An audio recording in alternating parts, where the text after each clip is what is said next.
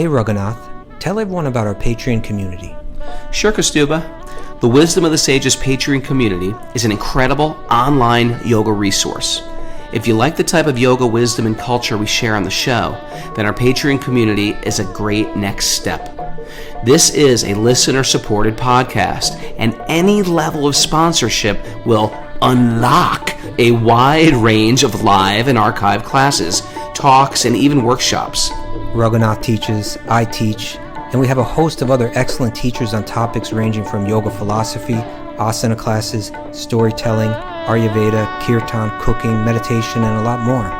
We even have an incredible online Bhakti 12-step recovery group. So if you want to check it out, go to patreon.com/wisdom of the sages. All right, let's get it on. Om Namo Bhagavate Vasudevaya. Om Namo Bhagavate Vasudevaya. Om Namo Bhagavate Vasudevaya.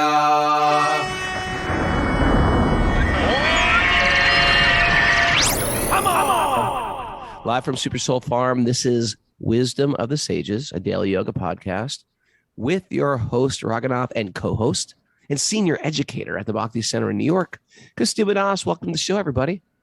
Welcome. It's Friday. It's Friday. We have to take a day off because me and Paramananda are heading to Austin, Texas to play a Youth of Today show. Today. 2 days off. No show Is that Saturday. the South by Southwest thing or something? I don't know what it is. No, that already happened earlier. I think that was in March. So. Oh, Mara's up on music festivals. I had no idea.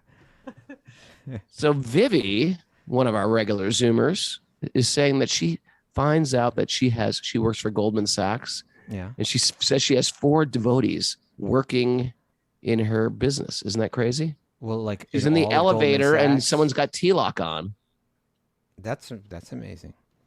And she says, I can't remember how it went, but maybe we should unmute Vivi. Want to unmute Vivi? All right, I want to get to the bottom of this. I think she might have What's going on? Vivi, get ready. Pull yourself together. About to unmute you. Are you at work right now? Are you at work? She's probably at work. She's going to get fired, but come on. Can't find her. Come on. She's like, no, I can't. She's working. She can't talk. I But see. basically, she's got someone. So now there's only 3 people. Now, the that thing are is, you would devotees never to know about Goldman that, Sachs. Vivi, if this lady didn't wear T-lock in the elevator. This is a sign that everybody on Zoom, starting today, has to walk around with T-lock on. Was she an Indian lady? Like when Rachel Western comes lady. here. I love Rachel because she's such a damn fanatic. She'll wear this big Radhakund T-lock, like big black T-lock that's like, and put it on really thick.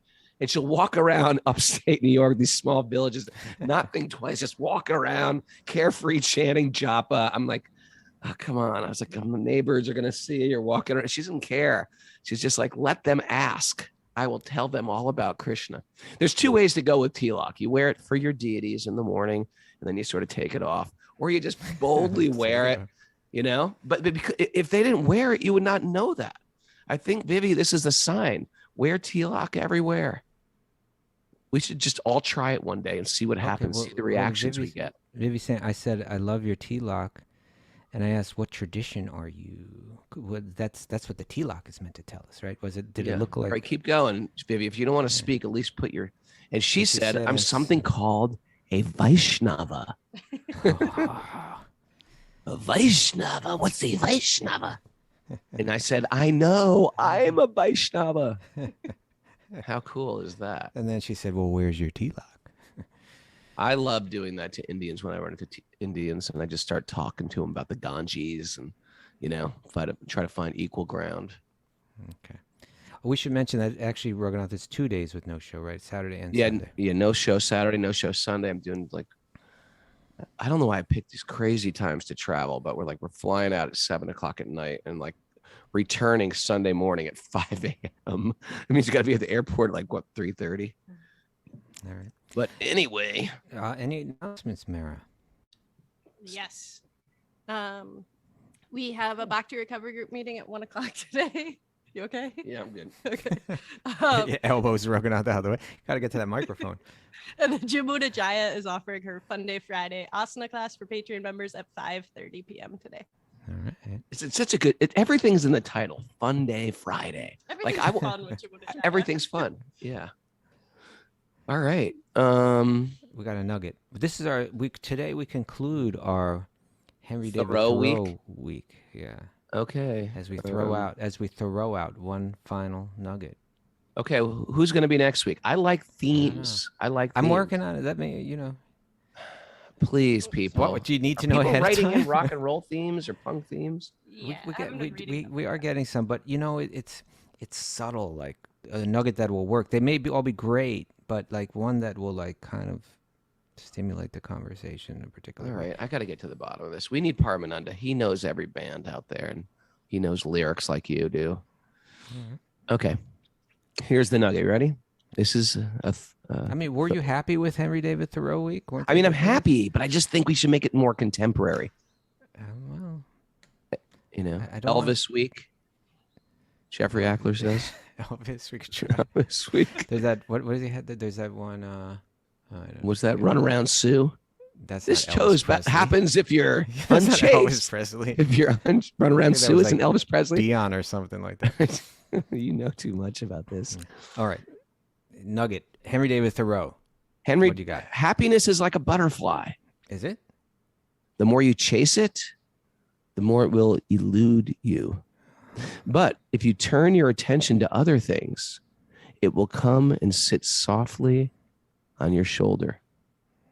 Read that again. Read that again. Happiness is like a butterfly. The more you chase it, the more it will elude you. But if you turn your attention to other things, it will come and softly sit on your shoulder. How true. Is it? You find that to be true? I find it to be really true. I find when I have no plan, sometimes just a great thing of happiness just blossoms. But sometimes my great endeavor for happiness causes nothing but frustration.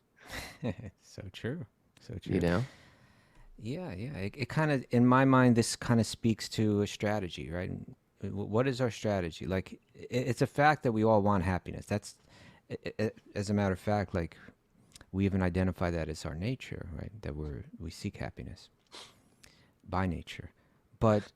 But how do you seek it? Like, in other words, if you're making this, in my estimation, this nugget is speaking toward, like, making endeavors for material happiness, feeling that my happiness is dependent on some kind of plan that when I change things externally, then I'm going to find my happiness.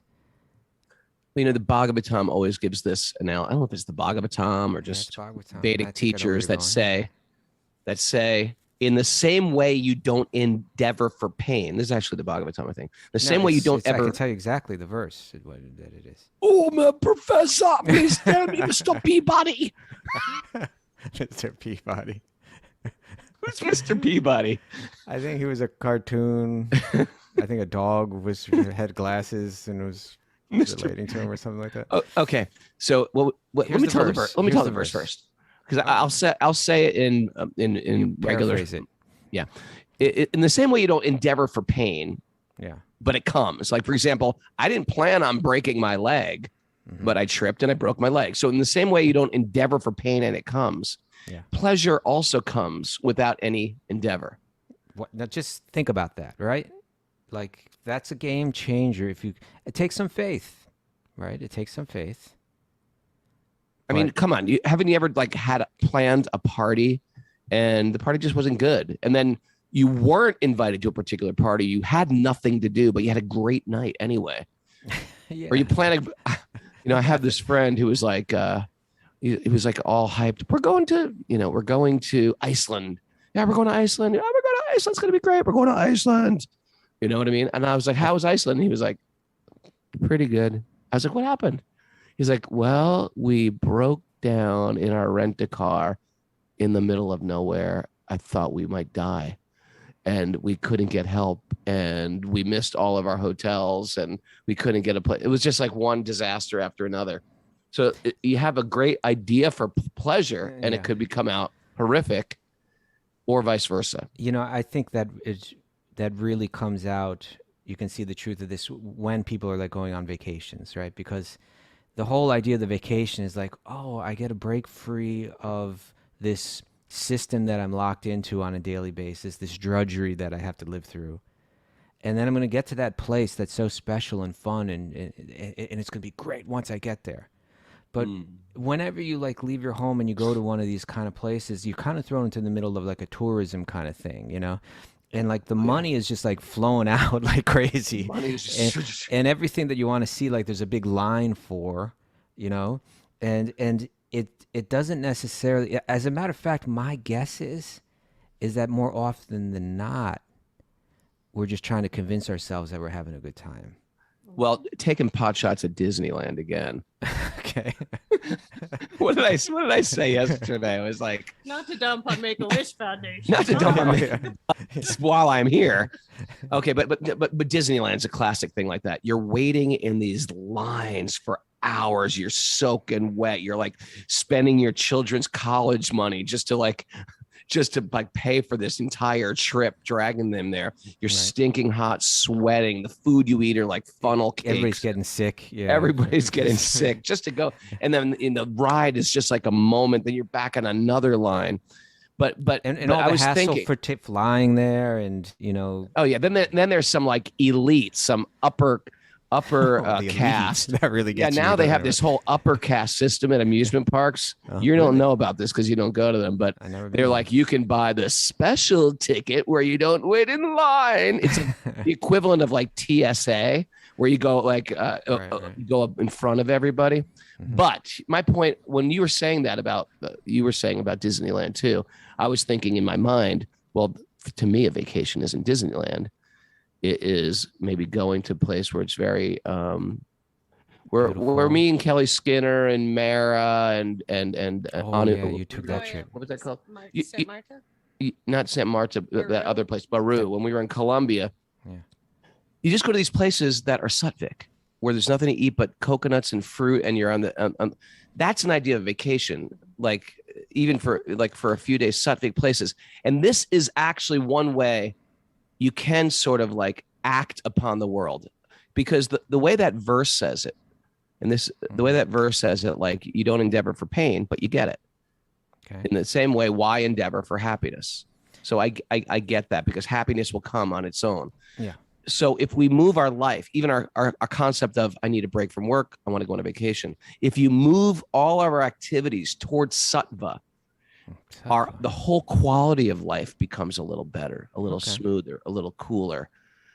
It's not like we're endeavoring for happiness, but our endeavor in the yoga system, which is one of the goals of all yogic paths, is you start taking yourselves out of rajas and tamas and move your life to sattva. And what does that mean? It means regulation. It means going to bed early, rising early, regular study of transcendental literature, the quality of the food you eat. The food is fresh.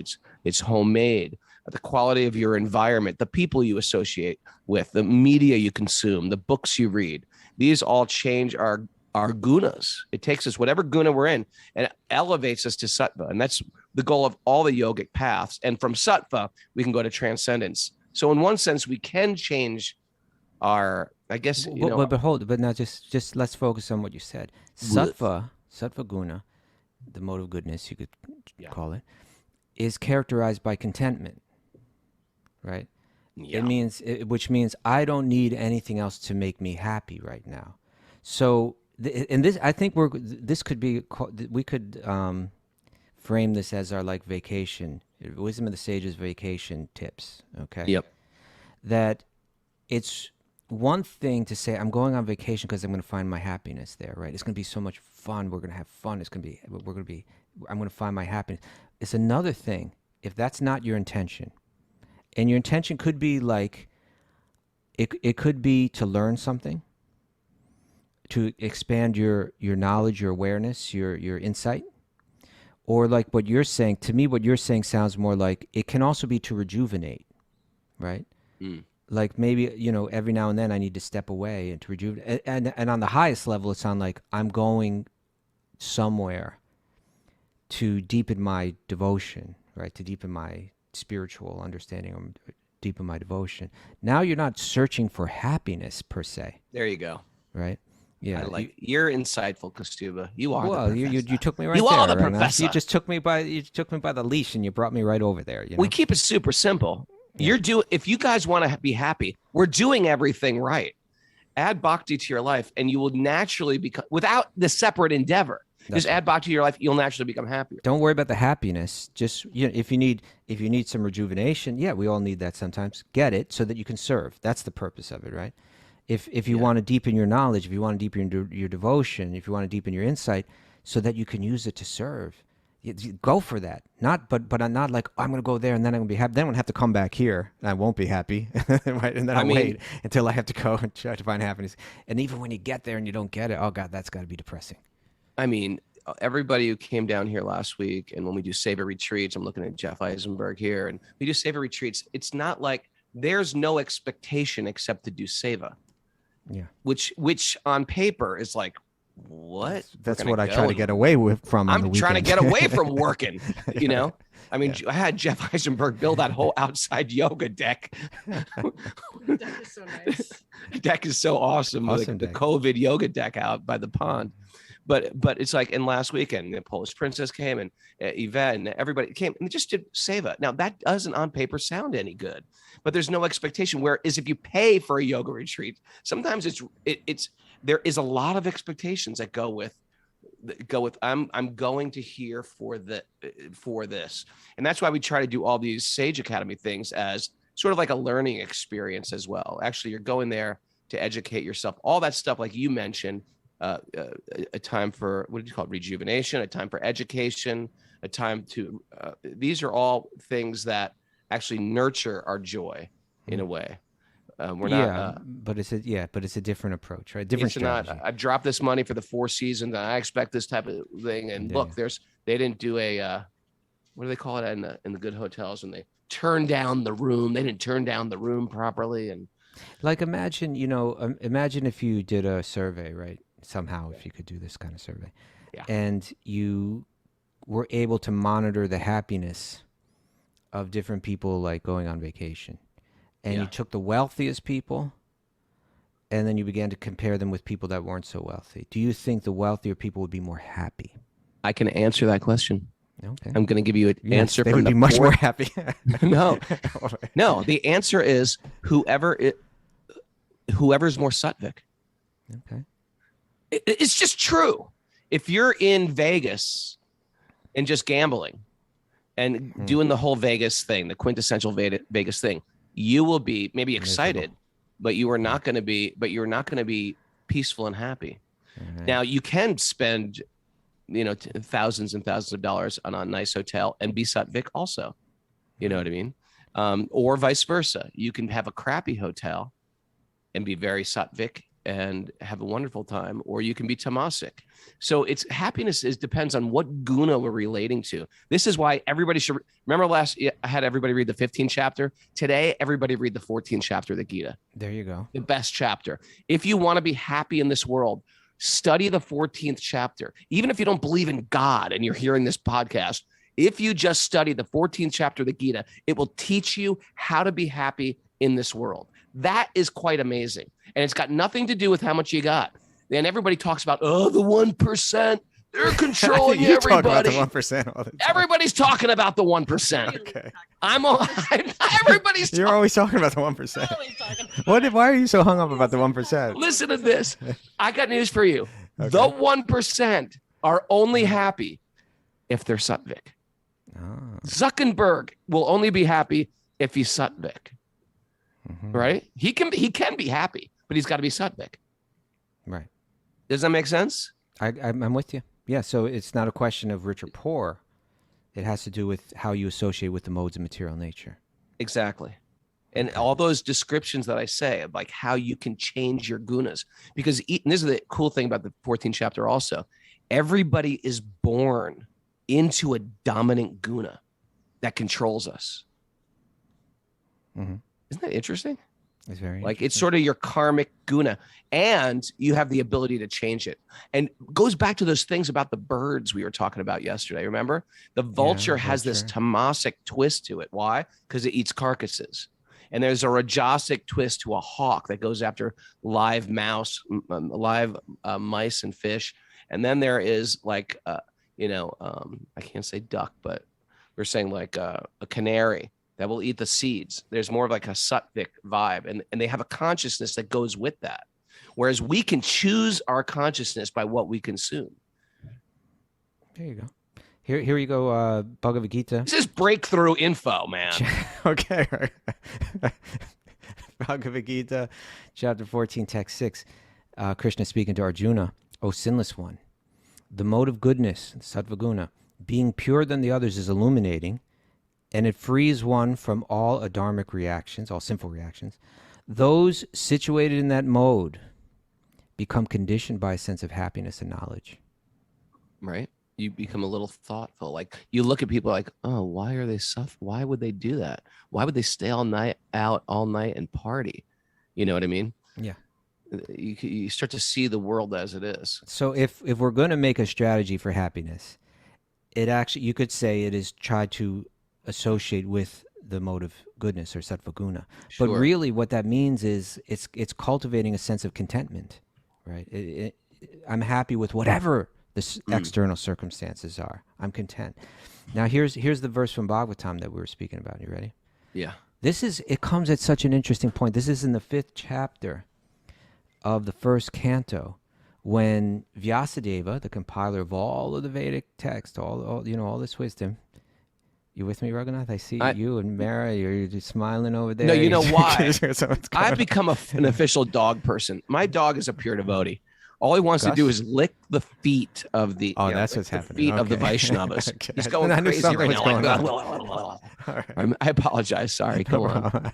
So this is the part where Vyasadeva, he's compiled all the Vedic literature. He's the Vedas, the Upanishads, the Mahabharata, and the Bhagavad Gita, and all the Puranas. And he's feeling despondent. He doesn't know why. He's living this pure sattvic life, right? He's up there in the mountains. He's living by the river. He's dedicated his life to serving others. But he's not quite feeling right. His guru Narada comes to him. Such an important passage, and Narada explains to him why he's despondent. He said, because you've given a lot of indirect information, but you haven't taken it you haven't really clarified the point of it all, which is ultimately to fall in love with Krishna. You need to focus on that. So he goes back and he revises the Bhagavatam. But in explaining that, he's talking about the works that Vyasa has written, like specifically you take the Vedas, right, which are teaching how you can find quote-unquote happiness, or try to find happiness, material happiness, temporary happiness, through pious living and ritual and so on. And so he's saying that that's really not a good way to go about life. That's not a good strategy. And you've laid out that strategy for people. And a lot of people think that that's the high. I get it, that was just like step number one, but a lot of people don't get that. And that's why you're not feeling satisfied. You got to explain things more clearly to people. So this is part of how he explains it. This is text 18 of chapter 5 of the 1st canto of Srimad Bhagavatam. Narada speaking to Vyasa, he says, persons who are actually intelligent and philosophically inclined should endeavor only for that purposeful end which is not obtainable, even by wandering from the topmost planet down to the lowest planet, right? Like in the whole universe, you could wander the whole thing, right? And there's a type of purpose that you're not going to find just by wandering around looking for it, for happiness in these places. So, and then he goes on, as far as happiness derived from sense enjoyment is concerned, it can be obtained automatically in the course of time, just as in the course of time we obtain miseries even though we do not desire them. There you go, right? So yeah, we recognize that due to my previous activities, I'm destined to enjoy or suffer a certain amount in life. Okay, I accept it, right? I'm not desperately trying to avoid what suffering may come my way. I'm not desperately trying to find some source of happiness. My faith is that my happiness is my nature. I'm not in touch with it right now because I'm so caught up in searching for it externally, like the musk deer. Right. Right. That I'm running around looking for it outside. I'm so caught up with that. I'm out of touch with it on the inside. So let me accept whatever happiness comes of its own accord. Let me learn to become content simply. And then I can begin to cultivate, uncovering that happiness is within. And I don't have to run off to Disneyland to do it. Right? It was cute how you wound it up like that. Around. Yeah. By the way, because we have 2 days off, all regular listeners, Zoomers or others or Zothers, your homework is 14th chapter of Bhagavad Gita. Just the verses is fine. And then 17th chapter of the Gita, short chapter. Because more about the gunas. And I think it's really good. If you really study those, you can change your life, the quality of your life. And ultimately, as Kaustubha was mentioning, we're not really just interested in getting to satva. We're interested in transcending the gunas. But hey, we all want to be happy. Understand these things. It's quite fascinating. Little science. 14 and 17. This statement also reminds me of another nugget from the Mahatma Gandhi. Mahatma Gandhi. Yeah. You ready? Hit me. He says it's amazing how prepared you are. And we didn't prepare this, yet you have verses here and there. It's as if it's like you're a walking encyclopedia. Well, I do have a computer in front of me. I know, but you have it up fast. Okay, so this is from Mahatma Gandhi. To me, it's a very similar principle. You ready? He says that the best way to find yourself, do you know the rest of it? Is to lose. Yeah. What? To lose yourself in the service of others. Oh, that's beautiful. Right? The best way to find yourself is to lose yourself in the service of others. You could similarly say the best way to find happiness, is to lose yourself in service to others. In other words, if you want, this is saying not only happiness, but even spiritual insight or spiritual depth or self-realization, right? The best way you can find yourself is actually by losing yourself, is by not thinking so much about yourself, right? But actually engaging, because that is our nature to serve. Yeah. So if you engage in that, you're going to begin to understand yourself, your own nature. Yeah. Similar, right? It's a very beautiful shout out to Banjo Mike, David Charles, Ariana, Tom Essig, Damodar Priya, Uragaji. All these people just came up and they lost themselves. Serving. Yeah. Everybody. All right. Rachel. Who else did I forget? They found themselves through losing themselves. Tracy Conway. Old school. Kateri. These are these sweet people. Seth Lieberman. We had a posse. Lev. Oh, if I forgot, you forgive me. Forgive me. I'm on the spot. Okay. All right. Ready for Narayanam namaskritya naram chaiva narottamam devim saraswatim vyasam tato jayam vidirayat. Before reciting the Srimad Bhagavatam, which is our very means of conquest, one should offer respectful obeisances to the Supreme Lord Narayan, unto Narayan Rishi, the supermost human being, to Mother Saraswati, the goddess of learning, and to Srila Vyasadeva, the author. Nasta prayeshu badreshu nityam bhagavat sevaya bhagavati uttama shloke bhaktir bhavati naishtiki, by regular attendance in classes on the Bhagavatam, and by rendering service to the pure devotees, all that is troublesome to the heart will become eradicated, and loving service to the Supreme Lord, who is praised with transcendental songs, will be established as an irrevocable fact. Om Jnana Tamarandasya Jnananjana Shalakaya Chaksurunmadatam Nyena Tasmai Shri Gurave Namaha. I was born in the darkness of ignorance. Check. When my teachers are opening my eyes with the torchlight of knowledge. Check. I offer my obeisances at their lotus feet. Check. Right. It's amazing, huh? We were really got a squirrel. I had a squirrel. Oh, okay. We're really born totally in the total ignorance. You don't know anything. You don't know what to even do. Yeah. Ever do crazy stuff when you were a teenager, like wreck mailboxes? I did a few things. Teenagers hanging out the window of your trucks in the passenger seat with a baseball bat, just wreck other people's mailboxes. That's like stupid things. You never did that, Mara? That's that happened to my mailbox at the kitchen. Oh, that happened to her mailbox. You broke her mailbox? That's what dumb kids do in high school. They destroy other. Don't know. My kids find it. My kids are pious. But we didn't know. We were bored of the darkness of ignorance with no directive. And the only directive culture gives you is you go out and make money. You know, that's like the general. You figure out a way to, but you tell your kids, figure out something you love that you can make money at. I get it. And then what? And then what? Right. That has to be the mantra we repeatedly say. Then what? Now what? All right. Wait a second. Did that all right have a subtitle that said, let's get on with it? No, it all didn't. Right. No, it didn't. All right. Although there is something I do want to get to, but it's a squirrel.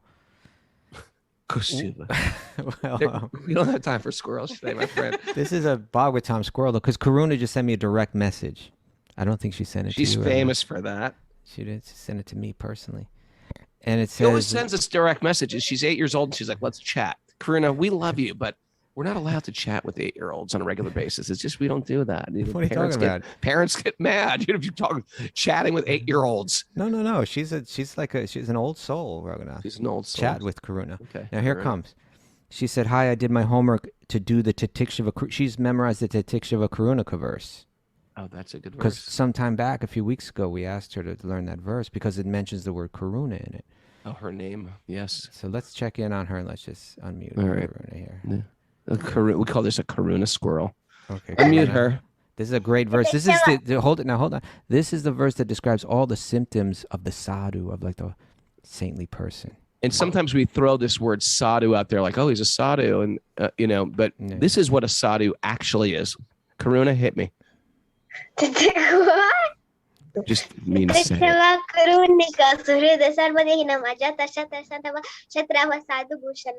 Boom. She's got Boom, you got it. it. Titikshava, Translate. tolerant. Oh, yeah. Do you know the Translation? translation? No, I don't know. I'm gonna try to get it next week. Okay. Okay. Excellent. All right, Look at cool. this, how she's planning her life out, you know. Stuba, give us the translation. Well, Titikshava means tolerant. Karunaka means merciful. Right? Titikshava Karunaka Suridam Sarvadehinam. He's the friend of every living being. All right, a sadhu is a friend of everyone, means you have no enemy. Ajatra Satya Sauchabhyam. He's what is it? Ajatra Satya Ajatra- Shantava. Shantava, Yeah. they're He has peaceful. no enemy. He's peaceful. Sadhava. I suppose you could translate that different ways, but he's sadhava. He's like, doesn't mean that he's we should look that one up. Symptoms of a sadhu Sadhava is that sadhubhushanam, but in those it says sadhubhushanam, that these are the bhushana, the ornaments, you could say. these are the Sadhubhushana. ornaments of a sadhu. And these are the ornaments of the sadhu. I think sadhava, is like Compassion, maybe like tolerance, religious or mercy, dharmic. friend Yeah. to all, and the person who has no enemies. These are the qualities, and peaceful. These are the qualities adorned of a sadhu.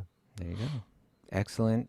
Karuna, way to go. Good job, Karuna. Keep it going. I wonder how Making- many slokas she knows now. It's like she's building. It's not a competition, but you're crushing 10, Mara. 20, 30, 40, 50, 60. How many? Start over. All right, let's go. Let's go. all right. Come on, you squirrel man. All right. Text 23.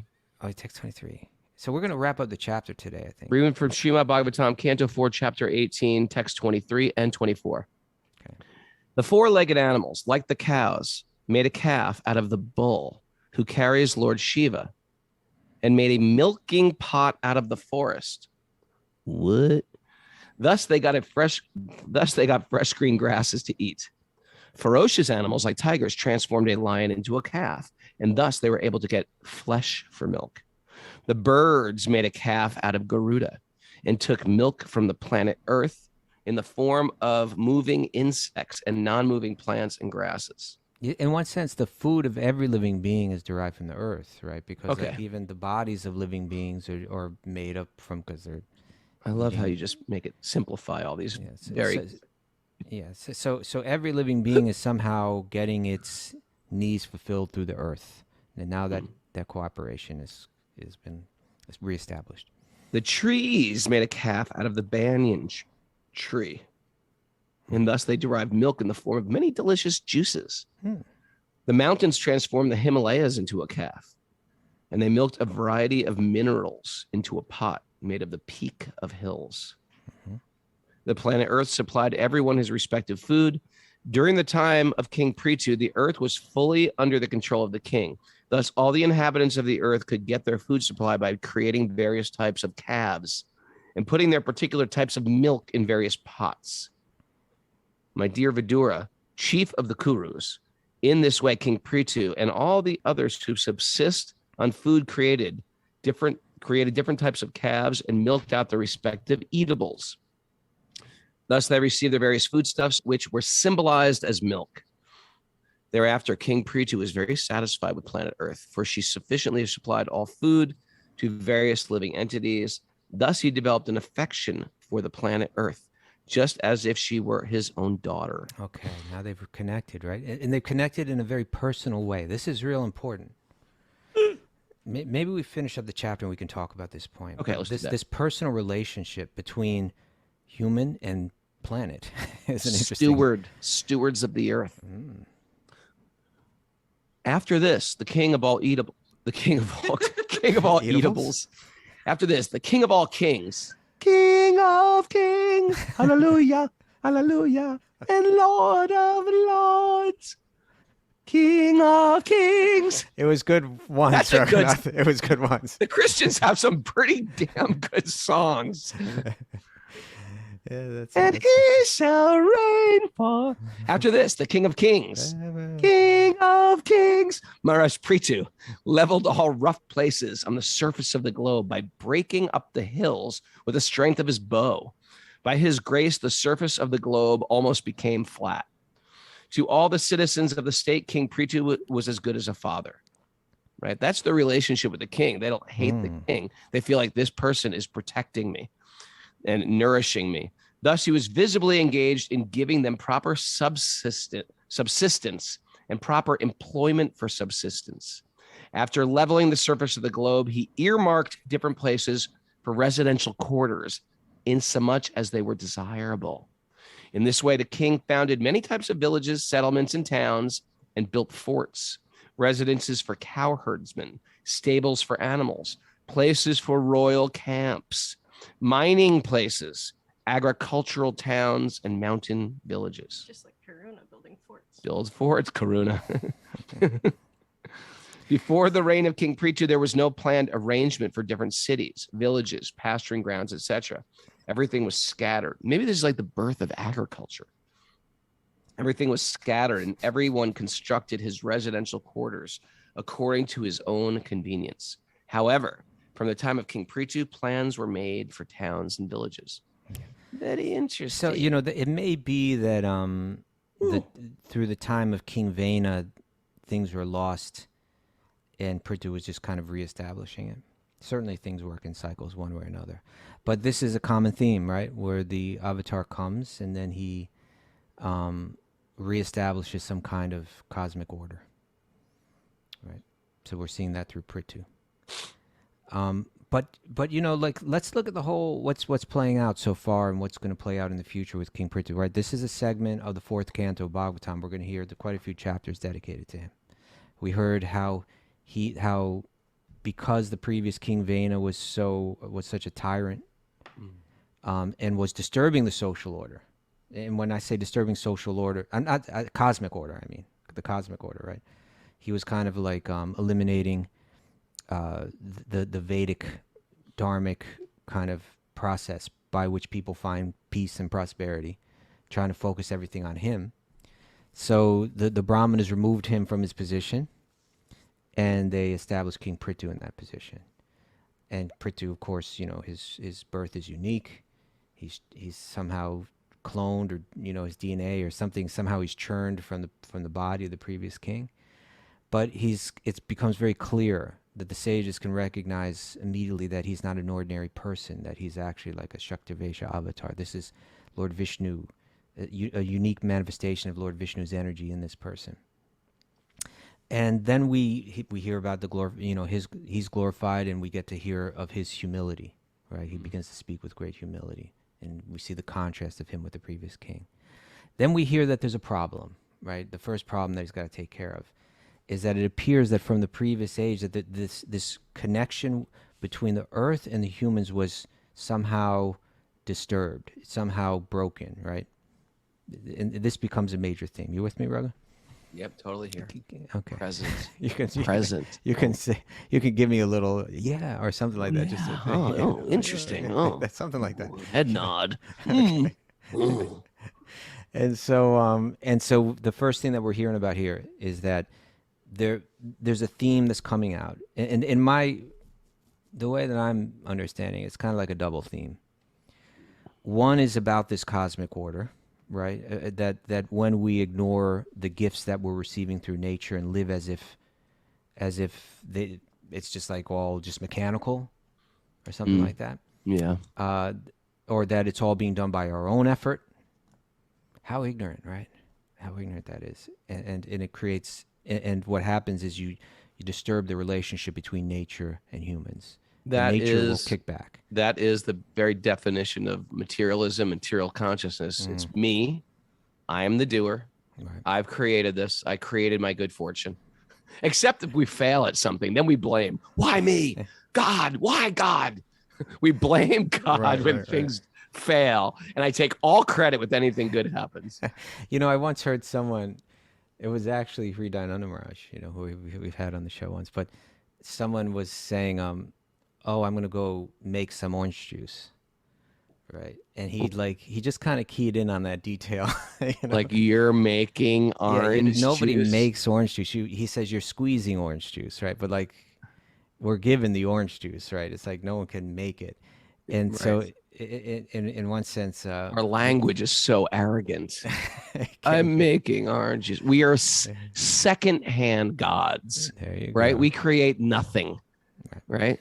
Yeah. Not here. Come on, here's shelter lyrics. Ready? I know you're going there. Gods, ready? Second-hand gods. That's all we are. Not creating, manipulating, and leaving the scars. Robbing from the earth, stealing from the trees, not out of need, but greed and false prestige. But all of this nature, it's all yours. What can I own? Not family, property. It's all on loan. But our miserly minds of I, me, and mine fight in wars for what's not ours. So here's my plea for Sharanagati. Wars and hours. You're stretching that rhyme. I stretched the rhyme there. Sometimes that's called poetic license, Kaustubha. Sometimes you got to stretch it to make that rhyme come out. You do what you got to do, Raghunath. It's not ours. Yeah. We claim it's ours. We fight wars for land that we can't possess land. Isn't that interesting? Like whose land is this? Where did we buy this property from? Well, we bought it from the guy who owned it previously. Where did he get it from? Well, the guy who had it previously. Where did he get it from? Oh, well, the Duke of York said anybody who stakes out land, they can have that land, right? We are just basically taking stuff, claiming it to be ours. And then the whole concept of real estate is like honor amongst thieves. We're like, oh, I'll accept that you've owned it if you accept that I now own this. We just came and took it. I was thinking, I read something like even like seeds, like. Listen to this whole lecture by Vandana Shiva. You just guys got to listen to Vandana Shiva. This is my next phase in life. It's earth first. Okay. Working with the earth. Get the permaculture princess in here. And we're going to start boldly cultivating food. Go for it. Seed collection. Do it. Recultivating the oil, the soil, harnessing earth energy, stewardship of the land, responsible stewardship of the land. Where I was going, Raghunath, was that even in previous ages, like if one nation had seeds for a certain type of tree or fruit or grain or something like that, they might hoard that rather than share it, because economically they're dependent on it. In other words, rather than nations saying, "Hey, let's share what we've got, let's help each other, because the earth is giving us all of this." Rather, we try to claim it's what with it. pharmaceuticals. It's what pharmaceuticals did with medicines. Right. Now they're trying to do with food. Right. They're I'm trying saying even in the past they've done it with food too. Yeah. But yeah. Yeah. But so in any case, we within these chapters, it's speaking of, let's not, it's so easy to get lost in this and say this sounds weird, but there's a theme coming across here, and try to understand it. And it's something very deep, and not only very deep, but it becomes very relevant, for us right now as a society, right? This idea that what we receive from nature, it's all a gift, right? And that it's actually in response to our consciousness, right? Like how the earth reciprocates is connected to our consciousness, and to our, and largely that means our sense of gratitude, right? That we're meant to cultivate a sense of gratitude, and if we don't, then we begin to behave in ways which break our relationship with nature, and nature kicks back, right? Yep. Such a big deal, and you know, historically within the past several centuries, you know, there's all kind of problems with religions before that. There's no doubt about that, right? But then the solution becomes wipe it out, intellectually wipe it out, scientifically wipe it out, right? Deny that there's any truth to it. And in doing so, you're taking like centuries of wisdom and spitting on them, right? Let's face it. They say, well, religion, what was religion done? Just cause more wars. I got news for you. Materialism and egos cause more wars. And when they seep into religion, then you got a potent, toxic, you know, recipe. cocktail. Yeah. Ooh, cocktail. I like that. Take that one, right? Toxic cocktails. Keeping that one. We're toxic cocktail. It's a tough name to say. Hey, we're toxic cocktail.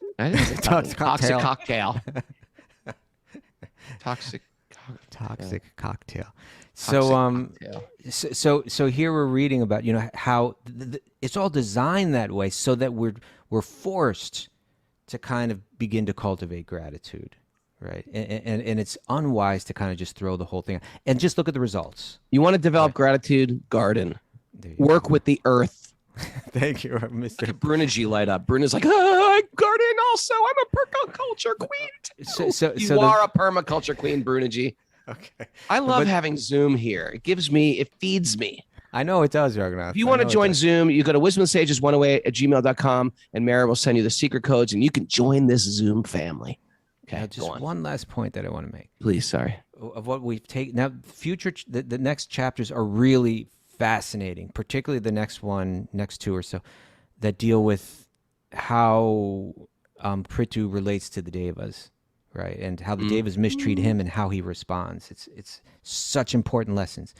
But the lesson we're getting right here, it has to do with, again, our relationship with nature, and this really important point that comes through so clearly in the Vedic tradition. It comes through in other traditions too. But again, it's something that, like, you know, modern quote unquote science or modern academia is like trying to kill, is the idea that here, embedded very deeply in Bhagavatam and very deeply in the broader Vedic literature, is something that you were speaking about yesterday, is the idea that there's a personhood behind everything, that the river is a goddess, right? That the earth is a goddess, that the rain comes from a god, right? We're just too dull to see it. They're going to think, oh, that is primitive. But it's like you go from primitive, I get it. You can go from primitive to like a deeper, like, in other words, just like blind faith almost. And then it can feel like it's more developed to really examine that, break it down, annihilate it, say there's no evidence for it, and so on. But if you go still deeper, then continue on that path and go deeper, you'll get to a point where you begin to see wisdom in it all over the place, right? Enter quantum physics, quantum mechanics. Thank you, Raghunath. So this becomes, you know, as we begin to destroy the earth. It's not really we're destroying the earth. It's just that, like, we're destroying our relationship with the earth, right? Yeah, good point. And as we destroy that relationship, and we're going to see there's more fires, there's more droughts, there's more floods, there's more tsunamis, you know, like all these things that make it difficult. The food becomes less potent because the soil's not potent any longer. Big one. We're trying to grow things without the soil. Diseases increasing. Yeah, all that we need for health and and happiness, right, is just there by living this dharmic lifestyle. But we begin to search for it wildly, and we throw out the wisdom that's coming through these traditions, and we begin to screw everything up. And if we're screwing everything up, then maybe we got to go back and look at the guidebook that we were handed. So this idea, this concept that there's personhood behind the planet, behind all the different aspects of nature, it's not something primitive. You got to go deeper into it, and we'll find that it's actually very profound. Personhood behind the planet. All right. I like that. There's personhood behind the planet. Personhood behind the planet, toxic cocktail. Toxic cocktail. Okay. Toxic cocktail. Opening for municipal waste. And once a municipal show, waste. Jiu-Jitsu enough makes me laugh. Or municipal Okay. waste from Sunnyside, Queens. Hey, the Cro-Mags are playing in Queens. Kaustubha, you got an We're on invite the from list. Harley? I bumped into him in the park yesterday, and He sent me a message. I didn't read it yet. Oh, that's probably that's probably the, Inviting us to Queens. yeah. All right. Let's go see the Cro-Mags in Queens. Is that what you want to do? Not really. Okay. I just don't go to hardcore shows unless I'm playing in them. Okay. Well, you got one this weekend, right?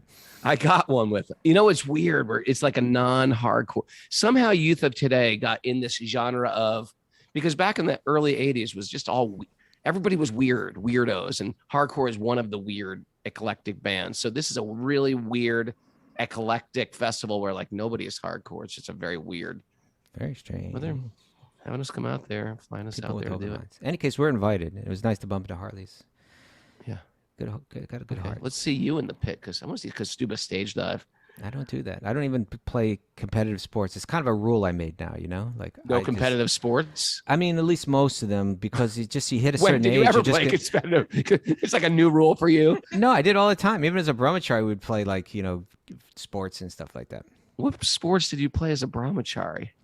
Keep we were away the traveling gumsha. nonstop. Hey, keep the gumsha away from the other guy. No, keep the gum. What are you talking? No, like in other words, if you give me a basketball, I'm not gonna play. I'm not gonna get into competitive game with you. Like I might shoot a few hoops, but I'm not gonna, because you hit your 50s. It's just like you're playing with fire. Oh man, I still like to wrestle anybody who comes over the farm. I'll wrestle anybody. I'll wrestle anybody. I'll wrestle. I know. I'm just not with no ego, just for fun. I'm ready to wrestle jiu-jitsu now. If the guy's a black belt in the size of a panda, you can crush me. But it's just for fun. Are you willing to step into the ring with Mara and lace up your gloves?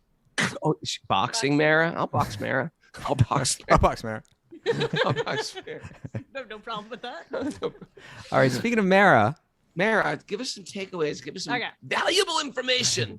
Got some good takeaways today. Pleasure and pain come without endeavor. Yep. okay, Move your life towards sattva to find happiness.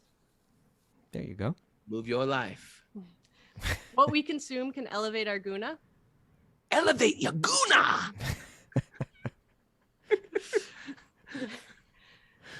You won't be peaceful gambling in Vegas. You won't be, that's for sure. Unless you're Sutnik. Gambling. But then you won't be gambling. Then you won't be gambling. You see. Yeah, you're right.